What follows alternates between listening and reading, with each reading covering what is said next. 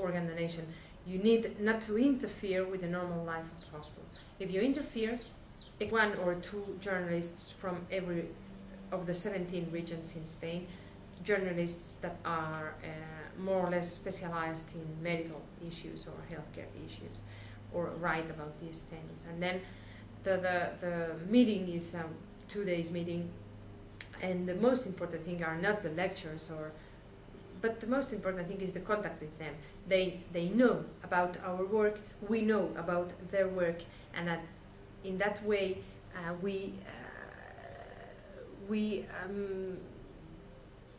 this knowledge gives us more trust in the other. So in general, journalists are people that is not very well accepted by the society. Oh, journalists. And at the end, they are people doing their job. So it's very important for us to know that they are just people doing their job.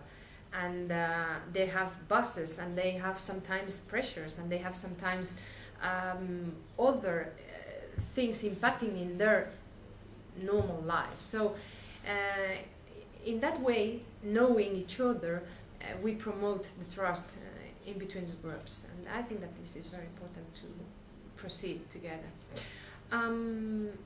We make the same thing with judges and coroners, and this will be the eighth year that we have been having this kind of meetings with these groups, specific society groups that could have more impact on organ donation and transplantation. And I must say that this meeting, for instance, with judges and coroners, they allowed us to have the doors of the judges school open for us. We now go every year, one complete day is dedicated to organ transplantation in the School of Judges here in Spain, which is in Barcelona. Judges in Spain are lawyers that passes a very strong exam. They can be 3-4 years preparing this exam, and after passing the exam they have to go to the school for 1 or 1.5 years. At that time, during this 1 year or 1.5 years, besides this day that is devoted to organ transplantation, they can be on call for any if they want to see a complete process of organ donation and transplantation. Some of them, they are in a list, and then when we have donors, they are placed in Barcelona. When we have donors in Barcelona, we call them, and some of them goes to the hospital and see during all the time that is deserved to the donor. They see all the process, and then the most important thing is not exactly the theoretical part of the work, which is important, but this practical part of the work. I mean, they can see directly what is a process of organ. And then when they work in a judge and they have to sign the authorization as a judge or a coroner, the legal authorization to proceed with organ donation when the donor did have a violent death, they do think different. But besides that, they have families, they have friends, they have. And what is very important, again, is that we know each other. I mean, the judge is not somebody which is making trials, or which is very far from us, but it's a person that can eat or sleep or speak with us about different things. And so these kind of meetings have been very, very important for us. Another group is the educators. We have the idea, because we have made some studies with teenagers, and teenagers in Spain do not know many things about donation and transplantation. And if the teenagers are students of humanities, less. I mean, if they're science students, they know something, they have an idea of what's transplantation, etc. But if they are humanistics or they follow humanistic studies, then the knowledge about donation and transplantation becomes very, very low. And then we have produced some materials to train the educators of these boys and girls, and that's such.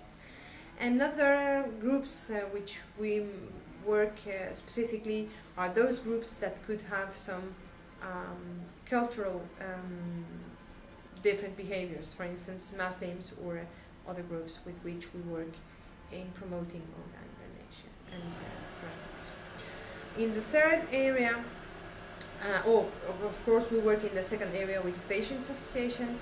We train the patients associations to deal with those work of promotion that they do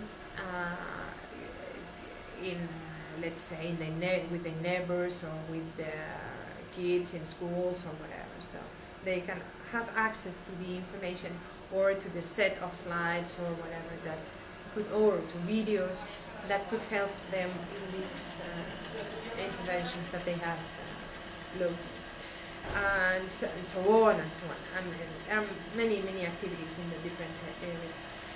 The third area is the area of the healthcare people, and mainly the healthcare people that do not have any direct relationship with donation or transplantation. I mean, doctors and nurses that are working in different areas, but that have families or patients that will ask them about donation and transplantation. And mainly general practitioners. General practitioners are the people that is more close to the normal life of the people. In Spain the name is the doctor of the family. And then the doctor of the family that supposedly is the first step to access to the healthcare.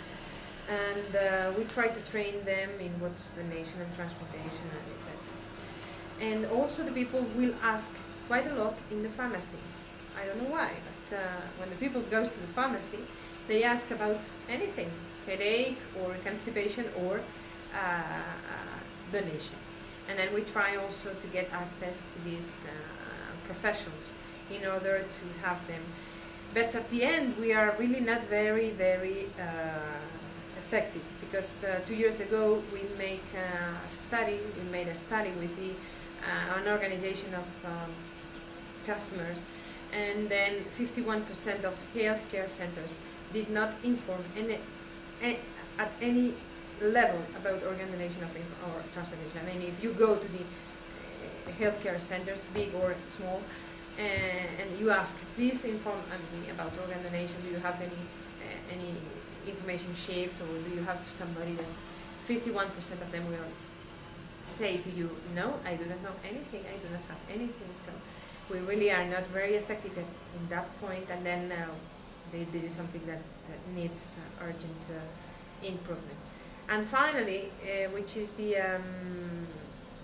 very important point, the interview to get towards, the relation with the families in the exact point at which they have lost the relative, they are in this emotional blockage that is the first thing that happens when the death happens suddenly. I mean, the donor is always somebody that die suddenly without any prolonged or large disease, or in hours, in 1-2 days, things change so dramatically that the families suffer quite a lot, and the emotional blockage is important. I mean, you cannot go through this blockage. It's very difficult to penetrate this blockade and then to transmit information, and then it's very difficult for them to assimilate this information.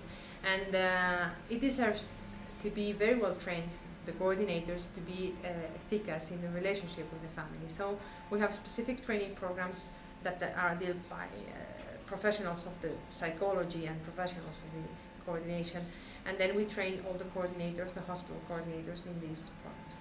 And we also have developed a system of evaluation of the interviews. So we have a systematic evaluation of the interviews. Then you can go, after having the interview with the family, you can go and check your checklist and see what's going wrong, or I forget that thing, or I should stress that other point next time, etc. This is very difficult because there are no two interviews that are the same. I mean, when you have been a transplant coordinator and then you have interviewed different families, you can remember each one. Each one is a drama, different drama. Each one is a different family. I mean, you never can be the same person with very